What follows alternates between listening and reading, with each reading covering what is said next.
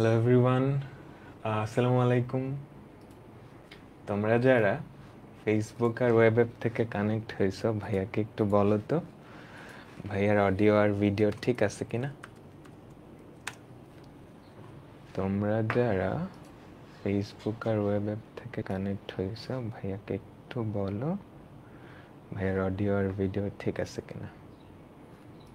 অনেক দিন পরে তোমাদের সাথে দেখা।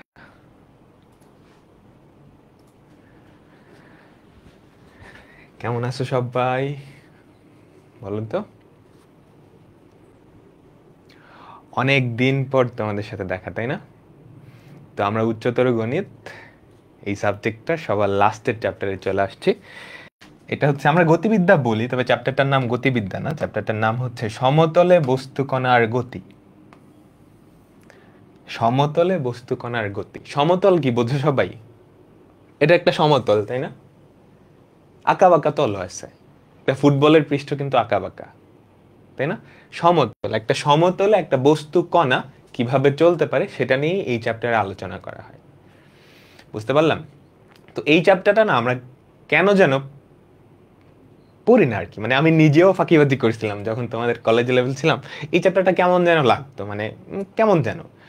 তো যারা ফাঁকিবাজি করে আসছো অসুবিধা নাই, আমি বেসিক থেকেই একদম সব কিছু পড়াই দিব। আর এই চ্যাপ্টারটার সাথে দাঁড়াও পরের পেজে যাই, এখানে কয়েকজনের ছবি দেখতে পারতেছ।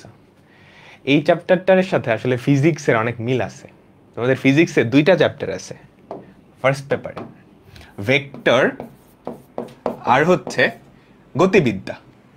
ভেক্টর আর হচ্ছে গতিবিদ্যা, ওই দুইটা চ্যাপ্টারের কম্বিনেশন হচ্ছে এই চ্যাপ্টারটা। তো তোমরা ভেক্টরে যা যা পড়ে আসছো অনেক কিছুই দেখবা মিল আছে। তো তোমাদের অলরেডি পড়ায় ফেলছে এই বিষয়গুলা, অসুবিধা নাই। আমি আবার একটু রিক্যাপ দিব। আর ভেক্টর ছিল তোমাদের শর্ট সিলেবাসে, আরেকটা চ্যাপ্টার ছিল গতিবিদ্যা, ওইটা যেহেতু শর্ট সিলেবাসে নাই তো ওটা আসলে পড়ে আসো নাই তোমরা, কিন্তু ওটা যদি পড়ে আসতে তাহলে এই যে গতিবিদ্যা তোমাদের ম্যাক্সিমাম জিনিসপত্র আগে থেকেই পড়া থাকতো। তো আমি ধরে নিচ্ছি তোমরা ভেক্টর পড়ে আসছো, ভেক্টরের কিছু টপিক কাজে লাগবে, আর স্থিতিবিদ্যারও কিছু টপিক কাজে লাগবে। আমি দেখাই দিব, ঠিক আছে? ফিজিক্সের গতিবিদ্যাটা শর্ট সিলেবাসে নাই, কিন্তু ফিজিক্সের গতিবিদ্যা যদি শর্ট সিলেবাসে থাকতো তাহলে এই চ্যাপ্টারে আসলে আমার পড়ানোর মতো কিছু থাকতো না। ফিজিক্সের গতিবিদ্যা আর ভেক্টর ওই দুটা চ্যাপ্টারের কম্বিনেশনই হচ্ছে এই চ্যাপ্টারটা। তোমরা যেহেতু ভেক্টর পড়ে আসছো আমার অনেকটা সুবিধা হয়ে যাবে। ওকে, আমার অনেকটা সুবিধা হয়ে যাবে, ঠিক আছে? আমাদের 3টা ক্লাস লাগবে, 3টা ক্লাসে আমাদের এই চ্যাপ্টারটা পুরোপুরি কমপ্লিট হয়ে যাবে। আমরা শুরু করতেছি, যে টপিকটা দিয়ে শুরু করব সেটা হচ্ছে সামান্তরিক সূত্র। কই পড়ছো বলো তো? ফিজিক্সে পড়ছো, ম্যাথসেও পড়ছো, পড়াইতে হবে? অবশ্যই না। সামান্তরিক সূত্র, দুইটা বিন্দুতে একটা ভেক্টর যদি কাজ করে, এই ভেক্টরটা ধরো ইউ আর এই ভেক্টরটা হচ্ছে ভি, তাদের মধ্যবর্তী কোণ হচ্ছে আলফা। তাদের লব্ধি ভেক্টরটা যদি ডাব্লিউ হয়, আমাদের ডাব্লিউ এর ভ্যালু কি হবে? এই ফর্মুলাটা আমরা দেখে আসছি সামান্তরিক সূত্র অনুসারে, তাই না? একটা সামান্তরিকের দুটা সন্নিহিত বাহু যদি দুটা ভেক্টর নির্দেশ করে তাহলে ওই বিন্দু দিয়ে যে কর্ণটা যায় সেটাই কি? ওই ভেক্টর দুটার লব্ধি। তো ভেক্টর যেহেতু এটার দিকও দরকার, আমরা ধরে নিই আমাদের যেই লব্ধিটা সেটা ইউ ভেক্টরের সাথে থেটা কোণ তৈরি করে, তাহলে থেটার ভ্যালু এটা। সবাই পড়ে আসছো না? আমাকে বলো তো সবাই পড়ে আসছো এই ফর্মুলাটা, প্রমাণও দেখে আসছো। তো এটা নিয়ে আমি আর যাচ্ছি না। এখন এই ফর্মুলাটার কয়েকটা স্পেশাল কেস আছে, সেই কেসগুলো আমরা একটু দেখি। এই হচ্ছে আমাদের সামান্তরিক সূত্র। সামান্তরিক সূত্রের সাহায্যে একটা বিন্দুতে ক্রিয়ারত দুইটা ভেক্টরের লব্ধি বের করা যায়। একটা বিন্দুতে কাজ করা লাগবে, একটা বিন্দুতে ক্রিয়ারত দুইটা ভেক্টরের লব্ধি বের করা যায়। এখন এটার কয়েকটা স্পেশাল কেস। প্রথমত আলফার ভ্যালু, আলফাটা হচ্ছে তাদের মধ্যবর্তী যেই কোণটা, এটা ধরো থিটা, এটা হচ্ছে আমাদের ইউ ভেক্টর, এটা হচ্ছে ভি ভেক্টর, আর এটা হচ্ছে তাদের লব্ধি। আলফার ভ্যালু যদি 0 হয় তাহলে আমাদের লব্ধিটা ম্যাক্সিমাম হবে। সেটা কি? ভেক্টর দুটার যোগফল। আলফার ভ্যালু যদি 180 ডিগ্রি হয় তাহলে লব্ধিটা মিনিমাম হবে। তখন লব্ধিটা কি? U difference. এই যে এটা মানে হচ্ছে ডিফারেন্স, এটা মানে হচ্ছে বড়টা থেকে ছোটটা বাদ দিবা। ইউ না ভি কোনটা বড় তুমি জানো না, এটা মানে হচ্ছে বড়টা থেকে ছোটটা বাদ দিতে হবে। ওকে, এর পরের কেসটা আলফা যখন 90 ডিগ্রি, আর খুবই স্পেশাল একটা কেস যদি আমাদের ভেক্টর দুইটা সমান হয়ে যায়। এটা এমসিকিউর জন্য খুবই ইম্পর্টেন্ট। দুইটা ভেক্টর যদি সমান হয়ে যায় সেক্ষেত্রে লব্ধি হবে twice u cos alpha by 2, আমাদের দিকটা হবে ঠিক মাঝখান দিয়ে, থিটাটা আলফা বাই 2। তো এই কেসটা মনে রাখতে হবে এমসিকিউর জন্য। শুধু এখানেই না, তোমরা যখন পরবর্তীতে অ্যাডমিশন টেস্টে যাবা এখান থেকে একটা অঙ্ক মাঝে মাঝে দিয়ে দেয়। ওকে, বুঝতে পারলাম? ঠিক আছে, হ্যাঁ এগুলো অভিধা পড়াইছে।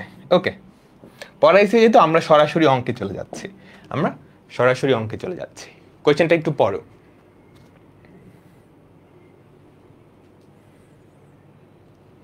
কি বলছে? দুইটা বৃহত্তম বেগ, বেগ কিন্তু একটা ভেক্টর। স্থিতিবিদ্যায় আমরা বল নিয়ে কাজ করছিলাম, তাই না? বলও একটা ভেক্টর ছিল, ওই বলের জায়গায় এখন জাস্ট বেগ হয়ে যাবে। ওকে, তো স্থিতিবিদ্যার সব অঙ্কই কিন্তু আমরা গতিবিদ্যায় নিয়ে আসতে পারি, জাস্ট বলের জায়গায় বেগ দিয়ে। দেখো কি বলছে, দুইটা বেগের বৃহত্তম লব্ধি এদের ক্ষুদ্রতম লব্ধির n গুণ। বেগদ্বয়ের মধ্যবর্তী কোণ থেটা হলে লব্ধি বেগের মান বেগদ্বয়ের সমষ্টির অর্ধেক হয়। দেখাও যে cos থিটা সমান এটা। কোশ্চেনটা বুঝছো? দুইটা বেগ, তাদের বৃহত্তম লব্ধি ক্ষুদ্রতম লব্ধির n গুণ। আমরা ধরে নেই আমাদের যেই বেগ দুইটা, সেই দুইটা বেগ হচ্ছে u আর v। তুমি বাংলায় কিন্তু লিখবা, বেগ দুইটা হচ্ছে u আর v। তো প্রশ্ন মতে কি দেওয়া আছে? বৃহত্তম লব্ধি, এই দুইটা বেগের বৃহত্তম লব্ধি কি হবে আমাকে বলো তো। গিভেন কি দেওয়া আছে? এই দুইটা বেগের বৃহত্তম লব্ধি u প্লাস v না, সেটা তাদের ক্ষুদ্রতম লব্ধির n গুণ। ক্ষুদ্রতম লব্ধি কত হবে? u difference v। আমরা আপাতত ধরে নিচ্ছি u এর ভ্যালুটা বড় আমাদের সুবিধার জন্য। তুমি চাইলে v এর ভ্যালুটা বড় এটাও ধরতে পারো, কোনো অসুবিধা নেই। এটা আমরা ধরে নিচ্ছি আমাদের সুবিধার জন্য। ওকে, বেগ দুটা তো আমরা নিজেরাই ধরে নিচ্ছি, আমরা ধরে নিচ্ছি u বেগটা বড়। আচ্ছা, তাহলে তাদের ক্ষুদ্রতম লব্ধি কি হবে? u মাইনাস v, এইটার n গুণ। প্রথম লাইনটা বুঝছি, ঠিক আছে? আচ্ছা, তারপর বলছে বেগদ্বয়ের মধ্যবর্তী কোণ থিটা হলে লব্ধি বেগের মান বেগদ্বয়ের সমষ্টির অর্ধেক। এইটা মানে কি বলো এখন? এই দুটার মধ্যবর্তী কোণ যদি থিটা হয় তাহলে তাদের লব্ধি কত হবে আমাকে বলো তো। এই দুইটা বেগের মধ্যবর্তী কোণ যদি থিটা হয় তাদের লব্ধি কি হবে? Root over of you square plus V square plus twice U V cos alpha. সেটার মান কত দেওয়া আছে? বেগদ্বয়ের সমষ্টির অর্ধেক, ইউ প্লাস ভি বাই 2। বুঝতে পারলাম? এটা দেওয়া আছে। এখন এখান থেকে আমাকে কস থিটার ভ্যালুটা বের করতে হবে। কিভাবে বের করা যায়? দেখো তো কস থিটার ভ্যালুতে কি আছে? শুধু n আছে না? আমাকে বলো, কস থিটার যে ভ্যালুটা প্রমাণ করতে বলছে সেখানে শুধু n আছে। n এর পরিচয়টা আসলে কি? u plus v by u minus v, এটাই তো n। আমাকে বলো তো। আচ্ছা হ্যাঁ, এখানে থিটা হবে, সরি ঘামায় যাচ্ছি। আচ্ছা একটু দেখো তো, গরম আজকে অনেক বেশি। দেখো আমাকে cos থিটার ভ্যালু বের করতে বলছে, cos থিটায় শুধু n আছে। এখন nটা আসলে কি এখান থেকে বলো তো। n মানে হচ্ছে u by v, u plus v by u minus v। তো এখান থেকে তুমি যদি cos থিটার ভ্যালু n এর মাধ্যমে প্রকাশ করতে চাও তাহলে এখানে কি করতে হবে? u plus v by u minus v, এই জিনিসটা আনতে হবে কোনোভাবে। এখানের প্রত্যেকটা জিনিসে কিভাবে আনা যায় আমি ফার্স্ট একটু বর্গ করে দিই। তুমি যদি দুই পাশকে বর্গ করো কি থাকে? u square plus V square plus twice you v cos theta equals to u plus v whole square divided by 4। এতটুকু বুঝলাম। এখন আমার টার্গেট হচ্ছে cos থিটা আর n নিয়ে আসা। n নিয়ে আসার জন্য আমাকে কি u plus v by u minus v আনতে হবে কোনোভাবে। কিভাবে আনা যায় একটু চেষ্টা করে দেখো তো। U square plus V square আছে, টুয়াইস ইউ ভি আছে, কিছু কি করা যায়? আমি একটা কাজ করে দিই, দুই পাশে একটা 2 দিয়ে গুণ করি। 2 into u square plus V square plus 4 u v cos theta equals to u plus v whole square divided by 2। একটা 2 দিয়ে গুণ করছি ইচ্ছা করেই। কেন করলাম একটু পরেই বুঝতে পারবে। তুমি দেখো তো 2 into u square plus V square এটা কোনো formula? 2 into u square plus V square এটা কোনো formula? 2 into a square plus b square a plus b whole square plus a minus b whole স্কোয়ারের ফর্মুলা না? আমাকে বলো তো, এই যে এই জিনিসটা একটা ফর্মুলা। কার formula? U plus v whole square plus u minus v তার হোল স্কোয়ার। এটাকে এমনি আনার কারণ কি একটু পরেই টের পাবা। আমার টার্গেট কি এন নিয়ে আসা ছিল না? এন আসলে কি? U plus v by u minus v. কিছু একটা ধরতে পারতেছো মনে হয়, ধরতে পারবা। এরপর দেখো 4uv, এটা ফর্মুলাটা কি ছিল? এই জিনিসটাই, জাস্ট মাঝখানে একটা নেগেটিভ, তাই না? আমাকে বলো তো, u plus v whole square minus u minus v whole square into cos theta equals to, ও পাশে থাকে u plus v whole square divided by 2। এতটুকু বুঝতে পারলাম। আমার টার্গেট এখানে এন আনতে হবে। এন এর পরিচয় কি? এখান থেকে তুমি যদি একটু খেয়াল করো, এখান থেকে এন এর পরিচয় কি? উপরে হচ্ছে ইউ প্লাস ভি, নিচে হচ্ছে ইউ মাইনাস ভি, এটাই না? তাই তো u minus v whole square দিয়ে ভাগ করে দিব। ইউ মাইনাস ভি না, u minus v whole square দিয়ে ভাগ করবো, কারণ প্রত্যেকটা স্কোয়ার আছে না। তো তুমি যদি u minus v whole square দিয়ে ভাগ করো দুই পাশকে, তাহলে দেখো তো কি থাকে? U plus v by u minus v, এটার হোল স্কোয়ার। এটাকে u minus v whole square দিয়ে ভাগ করলে 1 থাকে, plus u plus v whole স্কোয়ারকে u minus v whole square দিয়ে ভাগ করলে u plus v by u minus v whole square minus 1। এই চ্যাপ্টারের বেশ কিছু অঙ্ক থিওরিটিক্যাল, মানে প্রমাণ টাইপের, তো এগুলো একটু মানে কমপ্লেক্স লাগতে পারে, ঘাবড়াও না, করার পর সব সিম্পল হয়ে যাবে। Into cos theta equals to half into u plus v by u minus v whole square. আমাদের টার্গেট কিন্তু হয়ে গেছে। আমার টার্গেট ছিল কি? কস থিটাকে এন দিয়ে প্রকাশ করা। এখানে তুমি এন আর কস থিটাই আছে, আর কিচ্ছু নাই। পরের লাইন করলেই কস থিটাকে এন দিয়ে প্রকাশ করা হয়ে যাবে। তাহলে বলো তো, এটা কি আসছে? N square plus 1 plus n square minus 1 into cos theta equals to n square by 2। ঠিক আছে?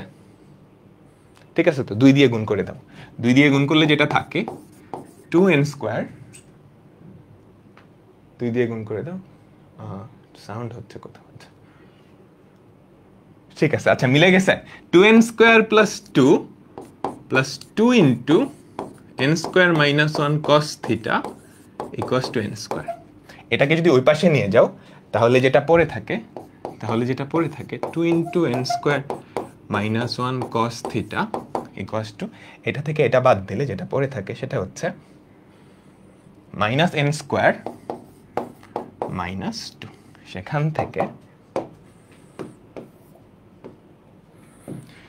থেকে এরপর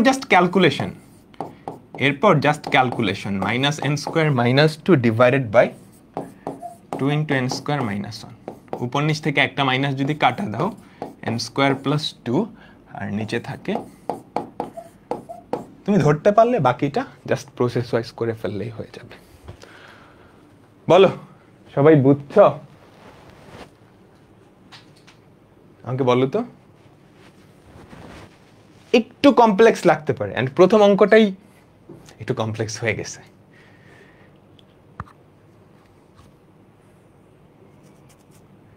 ওকে, আমরা এখন পরেরটায় যাচ্ছি। প্রমাণ দেখে দেখে আগাবা। হ্যাঁ, ম্যাথসে যখন কোনো একটা প্রমাণ করো টাইপের যত অঙ্ক আছে, তোমার টার্গেট হবে প্রমাণ দেখে দেখে আগাইতে হবে। প্রমাণে কি? কস থিটাকে এন দিয়ে প্রকাশ করতে বলছে, এতটুকু তো সবাই লিখতে পারবে। তারপরের টার্গেট হচ্ছে এখান থেকে প্রমাণে যাওয়া। কেমনে যাব? কস থিটাকে এন দিয়ে প্রকাশ করতে বলছে, তার মানে কস থিটা আর এন থাকবে শুধু। এন এর ভ্যালু কি তুমি জানো? এইটা। তখন এখান থেকে কোনোভাবে এখানে এন নিয়ে আসার চেষ্টা করতে হবে। সেটাই আমরা করছি। ওকে, পরেরটায় যাচ্ছি। কোয়েশ্চেনটা পড়ো। এটা সহজ আছে। স্থিতিবিদ্যার অঙ্ক। কোন বিন্দুতে ক্রিয়ারত ইউ আর ভি বেগদ্বয়ের লব্ধি হচ্ছে ডাব্লিউ। ইউ এর দিক বরাবর ডাব্লিউ এর লম্বাংশের পরিমাণ হচ্ছে ভি। প্রমাণ করো যে বেগ দুইটার অন্তর্গত কোণ হচ্ছে এইটা, আর তাদের লব্ধি হচ্ছে এটা। স্থিতিবিদ্যার অঙ্ক, জাস্ট একটা বলের জায়গায় বেগ বসায় দিছে। দেখো কি বলছেন, একটা বিন্দুতে দুইটা বেগ ক্রিয়া করতেছে, একটা হচ্ছে ইউ আর একটা হচ্ছে ভি। একটা বিন্দুতে দুইটা বেগ ক্রিয়া করতেছে, এই হচ্ছে ইউ বেগটা আর এই হচ্ছে ভি বেগটা। ঠিক আছে, এটা হচ্ছে ইউ, এটা হচ্ছে ভি। তাদের লব্ধি হচ্ছে ডাব্লিউ, তো তাদের লব্ধিটা এদিকে কোথাও হবে, তাই না? তাদের লব্ধিটা এদিকে কোথাও হবে। এখন তাদের মধ্যবর্তী কোণ আমরা ধরে নিই কত? আলফা। তাদের মধ্যবর্তী কোণ আমরা ধরে নিই আলফা। এইটা হচ্ছে ডাব্লিউ।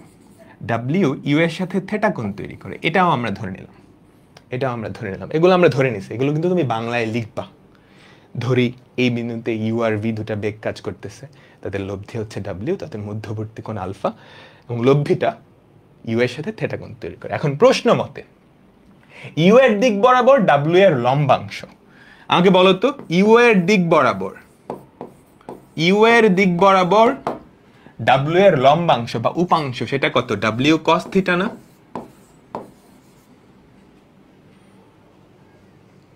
তাই তো, ডাব্লিউ কস থিটা। এখন লম্বাংশ সূত্র অনুসারে এটার ভ্যালু কি হবে আমাকে বলো তো? এই দিক বরাবর ইউ আর ভি এর উপাংশের যোগফলের সমান। এই দিক বরাবর ইউ এর উপাংশ কত? ইউ নিজেই বা u cos 0 plus v cos alpha. তাই তো, আমি এই দিক বরাবর লব্ধির উপাংশ নিছি, সেটা কি? ইউ আর ভি এর উপাংশের যোগফলের সমান। এখন প্রশ্নে তোমাকে দেওয়া আছে এই যে ডাব্লিউ কস থিটা, এটার ভ্যালু কত বলো তো? ভি, তাই না? প্রশ্নে কিন্তু এটাই বলছে, ইউ এর দিক বরাবর ডাব্লিউ এর লম্বাংশ হচ্ছে ভি, এটাই বলা আছে, তাই না? তার মানে আমরা এখানে কি লিখতে পারি বলো তো? V equals to u plus v cos alpha, তাই না? তাহলে এখান থেকে আমাকে বলো তো কজ আলফার ভ্যালু কত? V minus u by v. আলফার ভ্যালু কত? Cos inverse v minus u by v. আমাদের প্রমাণের প্রথম পার্ট কিন্তু শেষ, তাই না? প্রমাণের প্রথম পার্ট শেষ। তারপর লব্ধির ভ্যালুটা বের করতে বলছে, কি করবা? সামান্তরিক সূত্র। সামান্তরিক সূত্র, আমাদের লব্ধি কি হবে?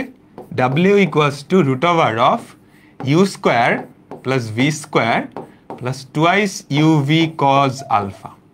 প্রমাণে দেখো কজ আলফা বলতে কিছু আছে না, প্রমাণে শুধু ইউ আর ভি আছে, তো কজ আলফাটারে সরাই ইউভি আনতে হবে। কেমনে আনবো?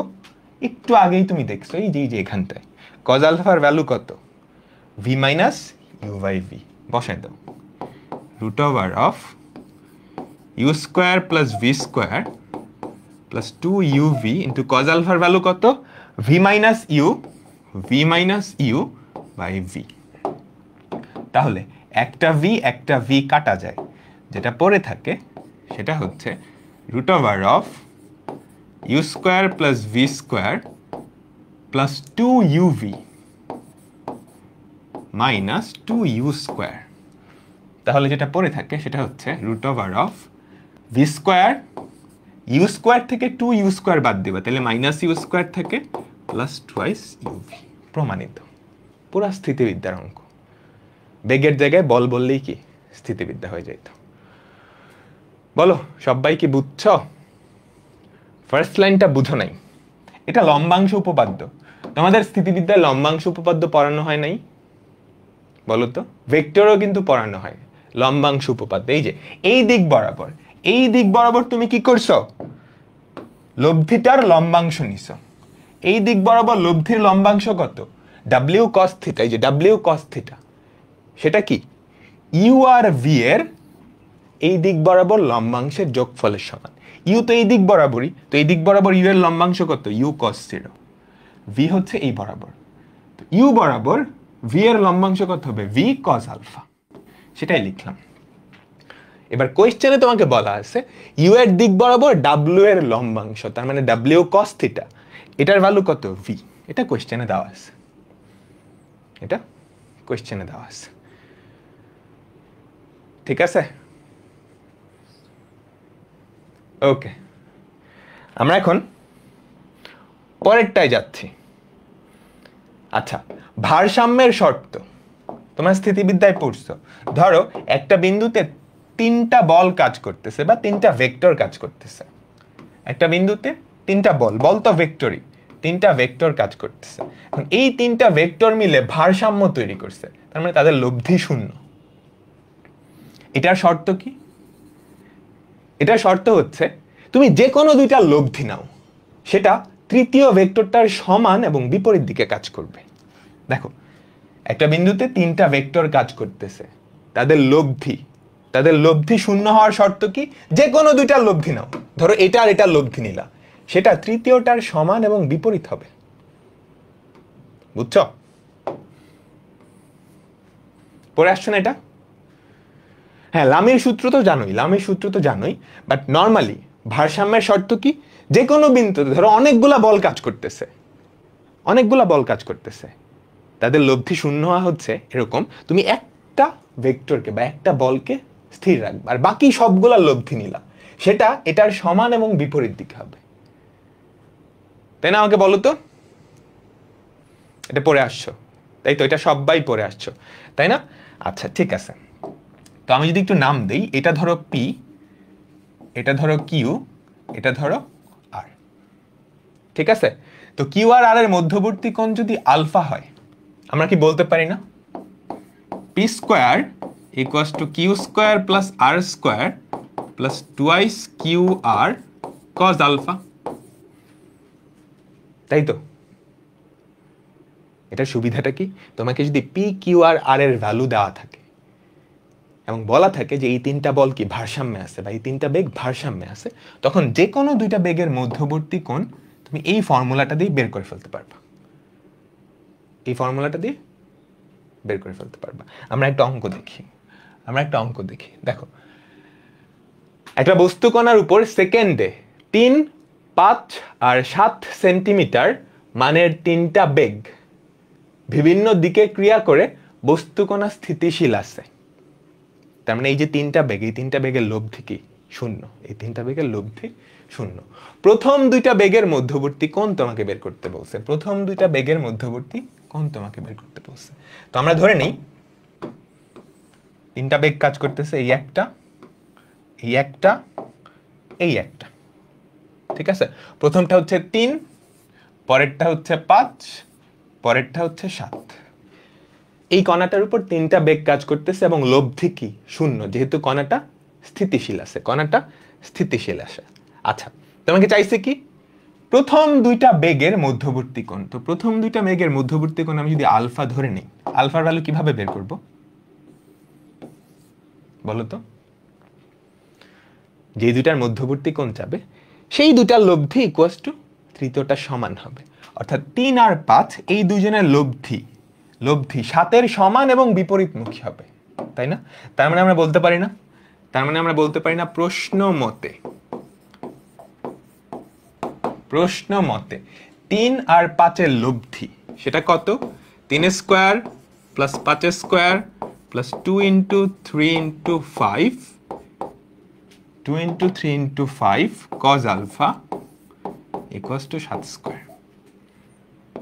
এখান থেকে cos আলফার ভ্যালুটা সবাই নিয়ে আসো। বুঝতে পারলাম? বলো। ইলেকট্রিসিটি চলে গেছে, ঘেমে একদম একাকার অবস্থা হয়ে যাবে। ভাগ 2 ইন্টু 3 ইন্টু 5।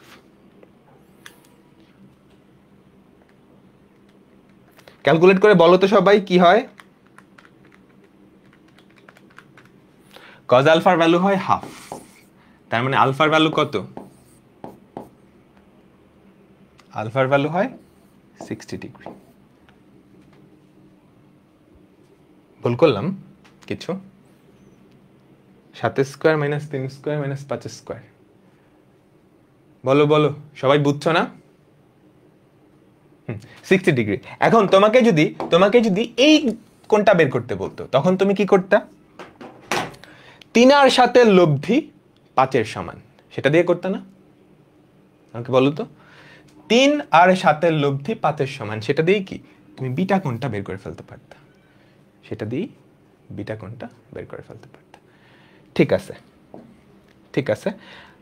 আমরা এখন পরের একটা জিনিসে যাচ্ছি, এগুলো জাস্ট মনে রাখতে পারো। একটা বিন্দুতে 3টা বেগ যদি ক্রিয়ারত থাকে তখন তাদের লব্ধির ফর্মুলা হচ্ছে এইটা, না মনে রাখলে হবে। স্থিতিবিদ্যায়ও ছিল। এরপর সাইন সূত্র, তোমাদের বলের সাইন সূত্র ছিল না, বেগেরও সাইন সূত্র, জাস্ট দেখাচ্ছি আর কি। স্থিতিবিদ্যার যা যা আছে সবকিছু গতিবিদ্যায়ও খাটবে, জাস্ট বলের জায়গায় বেগ। তো এগুলা ইম্পর্টেন্ট না, পরীক্ষার জন্য ইম্পর্টেন্ট না, ঠিক আছে? ওকে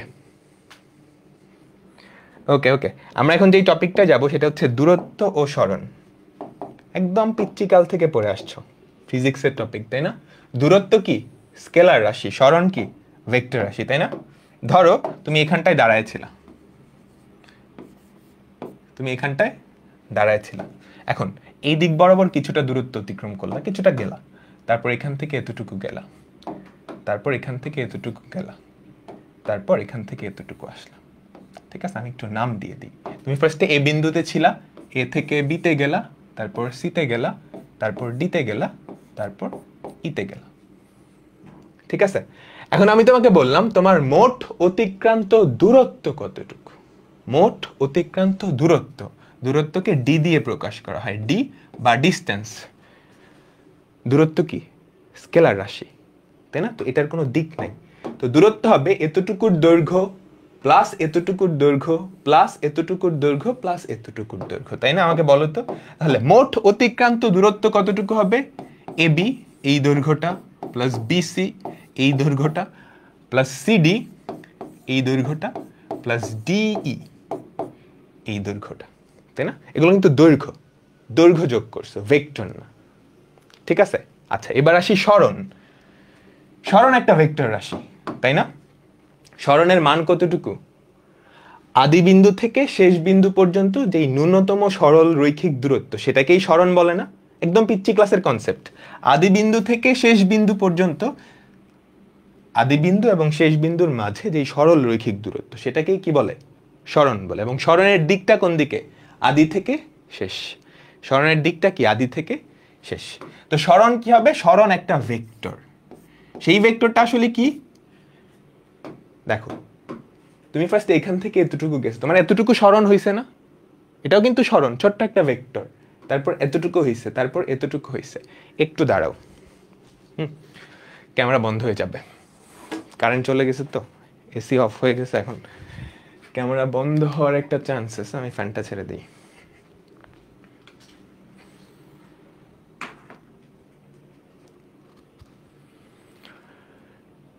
ঠিক আছে, আমরা এখন সরণ দেখব। তোমার এখানে কিন্তু অনেকগুলা সরণ হইছে, সবগুলা সরণ মিলে লব্ধি সরণ হয়েছে। তুমি যখন এখান থেকে এখানে গেছো, তোমার সরণ কতটুকু ছিল? এবি ভেক্টরটা, এখান থেকে এতটুকু যাওয়ার পর বিসি ভেক্টরটা, সিডি ভেক্টরটা, ডি ভেক্টরটা, তাই না? তো এই সবগুলা ভেক্টরের লব্ধি কি হবে? আমাদের লব্ধি সরণ না? তোমরা ভেক্টরে পড়ে আসছো, AB vector plus BC vector plus CD vector plus DE vector, তাই না? ভেক্টর যোগের বহুভুজ সূত্র মনে আছে? এই সবগুলা লব্ধি কি হবে? এ ই না, তাই তো? এ ই। তো এই ছিল আমাদের দূরত্ব আর সরণ, এই দুইটার মধ্যে পার্থক্য, ঠিক আছে? আমরা কিছু অঙ্ক দেখব, ঠিক আছে? আমাদের প্রথম অঙ্ক, সহজ একটা অঙ্ক। কি বলছে? একটা নির্দিষ্ট স্থান থেকে দুইজন ব্যক্তি পরস্পর 60 ডিগ্রি কোণে চলছে। এই একটা ছিল, এখান থেকে দুইজন ব্যক্তি পরস্পর 60 ডিগ্রি কোণে চলতেছে, ওকে? একজনের বেগ হচ্ছে 3 মিটার পার সেকেন্ড, আরেকজনের বেগ হচ্ছে 5 মিটার পার সেকেন্ড। কাহিনী বুঝছো? এখানে ইনিশিয়ালি দুইজন এখানেই ছিল, একজন এদিক বরাবর গেছে, একজন এদিক বরাবর গেছে, তাদের মধ্যবর্তী কোণ কত? 60 ডিগ্রি। একজনের বেগ 3 মিটার পার সেকেন্ড। তাহলে আমাকে বলো তো, এই জনের বেগ যদি 3 মিটার পার সেকেন্ড হয়, 5 সেকেন্ড পর সে কতটুকু যাবে? 15 মিটার না? তাই তো? আরেকজনের বেগ হচ্ছে 5 মিটার পার সেকেন্ড। 5 সেকেন্ড পর সে কতটুকু যাবে আমাকে বলো তো? সে যাবে হচ্ছে 25 মিটার। তারপর বলছে 5 সেকেন্ড পর এদের মধ্যবর্তী দূরত্ব, একজন গেছে এখানে, একজন গেছে এখানে। এখানে দূরত্ব বলতে যে ন্যূনতম যে দূরত্ব সেটাই চাইছে। কোন ডিস্টেন্সটা বের করতে বলছে আমাকে বলো তো? এই যে এই ডিস্টেন্সটা বের করতে বলছে। এখন এটা কিভাবে করব? কোশ্চেনটা বুঝছো সবাই? আমাকে বলো তো কোশ্চেনটা বুঝছো? অনেকে বলছে 105। 105 হবে না। 105 কেমনে পারলো? কি বলো?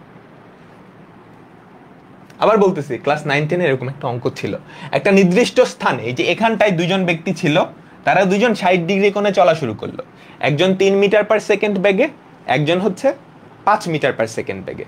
তোমাকে বলছে 5 সেকেন্ড পর তাদের মধ্যবর্তী যেই দূরত্ব, যেই ন্যূনতম দূরত্বটা সেটা চাইছে। যেই ব্যক্তি 3 মিটার পার সেকেন্ড বেগে যাইতেছিল, 5 সেকেন্ড পর ও কি এখান থেকে 15 মিটার দূরে যাবে না? আর যে 5 মিটার পার সেকেন্ড বেগে যাচ্ছিল, সে এখান থেকে 25 মিটার দূরে যাবে, তাই তো? এখন তাদের মধ্যবর্তী যে সরল রৈখিক দূরত্ব সেটা তোমাকে বের করতে হবে। কিভাবে করবে আমাকে বলো তো? তোমাদের কোসাইন সূত্র মনে আছে? এই ত্রিভুজে তুমি যদি cos 60 ভ্যালু নাও, সেটা কি হবে? সন্নিহিত বাহু দুইটার বর্গের যোগফল 15 স্কয়ার প্লাস 25 স্কয়ার মাইনাস বিপরীত বাহুর বর্গের বিয়োগফল 2 ইন্টু 15 ইন্টু 25। এখান থেকে সবাই কার ভ্যালুটা বাইর করবা? ডি এর ভ্যালুটা বাইর করবা। ঠিক আছে? বুঝতে পারলাম? Half into 2 into 15 into 25 equals to 15 square plus 25 square minus D square.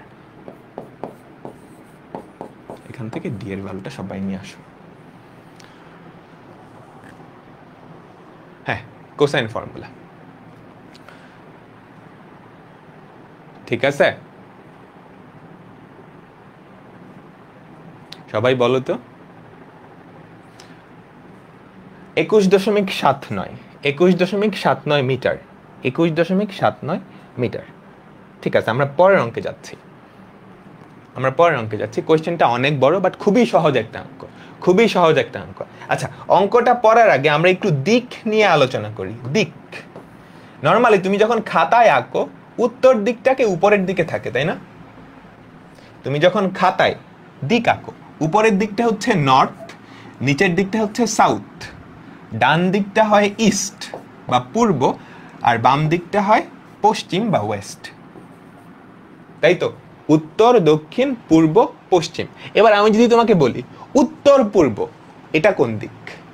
উত্তর পূর্ব, উত্তর পূর্ব মানে হচ্ছে উত্তর আর পূর্বের ঠিক মাঝখান দিয়ে, উত্তর আর পূর্বের ঠিক মাঝখান দিয়ে যেই দিকটা না, এটাকে বলা হয় উত্তর পূর্ব। সবাই বুঝছো? এটা হচ্ছে উত্তর পূর্ব। এখন আমি যদি বলি দক্ষিণ পশ্চিম, দক্ষিণ পশ্চিম কি হবে? দক্ষিণ আর পশ্চিমের ঠিক মাঝখান দিয়ে যেই দিকটা, মানে দক্ষিণের সাথে 45 ডিগ্রি, পশ্চিমের সাথে 45 ডিগ্রি করে যেই দিকটা, সেটাকে বলা হয় দক্ষিণ পশ্চিম। ওকে, দিক নিয়ে আমাদের আইডিয়া হয়ে গেছে। এখন কোশ্চেনটা পড়ো।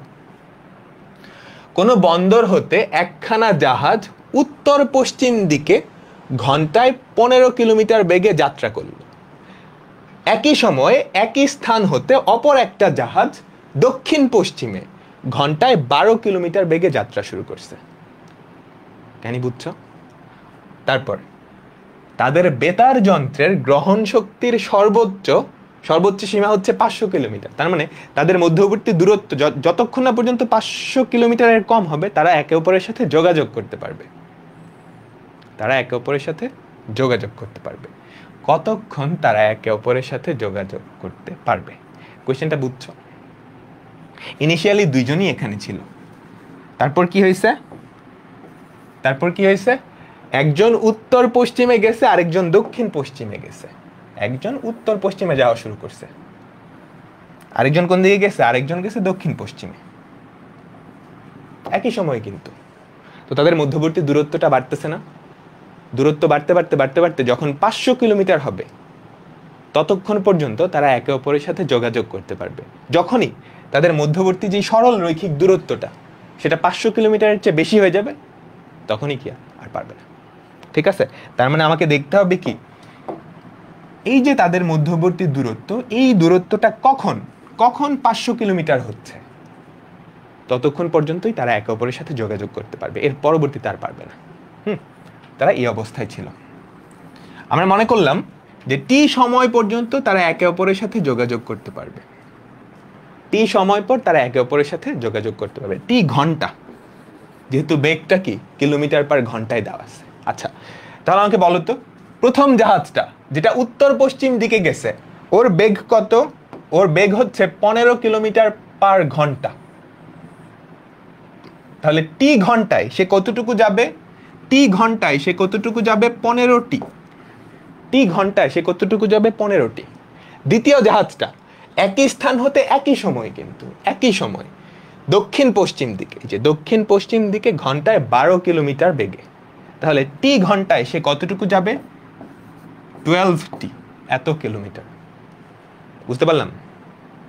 তাই তো, সর্বোচ্চ কতক্ষণ পর্যন্ত তারা একে অপরের সাথে যোগাযোগ করতে পারবে? একদম ম্যাক্সিমাম পয়েন্ট যখন তাদের মধ্যবর্তী দূরত্বটা কত? 500 কিলোমিটার। তার মানে প্রশ্ন মতে তাদের মধ্যবর্তী সর্বোচ্চ দূরত্ব যতক্ষণ না পর্যন্ত তারা একে অপরের সাথে যোগাযোগ করতে পারবে সেটা হচ্ছে 500। তার মানে √15t তার হোল স্কোয়ার প্লাস 12t তার হোল স্কোয়ার ইকুয়ালস টু 500। এখান থেকে তুমি টি এর ভ্যালুটা বের করবা। দুই পাশকে বর্গ করো, তাহলে যেটা থাকে 15 square plus 12 square 369, 369t square equals two 500 square. 500 square হচ্ছে, এটা তো বিশাল জিনিস চলে আসে, 500 স্কোয়ার হিসেবেই লিখে। তারপর এখান থেকে আমাদের টি এর ভ্যালু কি আসে? এই 500 স্কোয়ার থেকে 500 স্কোয়ারকে 359 দিয়ে ভাগ করবা, 500 স্কোয়ারকে 359 দিয়ে ভাগ করবা। এটা কার ভ্যালু আসছে? টি স্কোয়ারের ভ্যালু আসছে। টি স্কোয়ারের যেই ভ্যালুটা সেটা হচ্ছে 677.5। সেখান থেকে টি এর ভ্যালু কত হবে আমাকে বলো তো? এই জিনিসটাকে রুট করলে যেটা হয় 26.03 ঘন্টা কিন্তু, ঠিক আছে? এককটা হবে ঘন্টা। বলো সবাই বুঝছো না?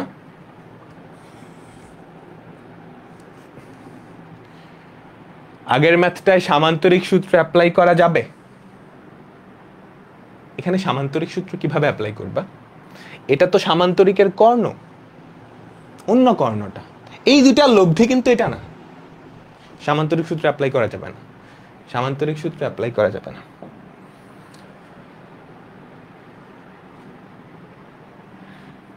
সবাই বলো বুঝছো? তোমাকে বলছে কতক্ষণ পর্যন্ত তারা একে অপরের সাথে যোগাযোগ করতে পারবে। কতক্ষণ পর্যন্ত?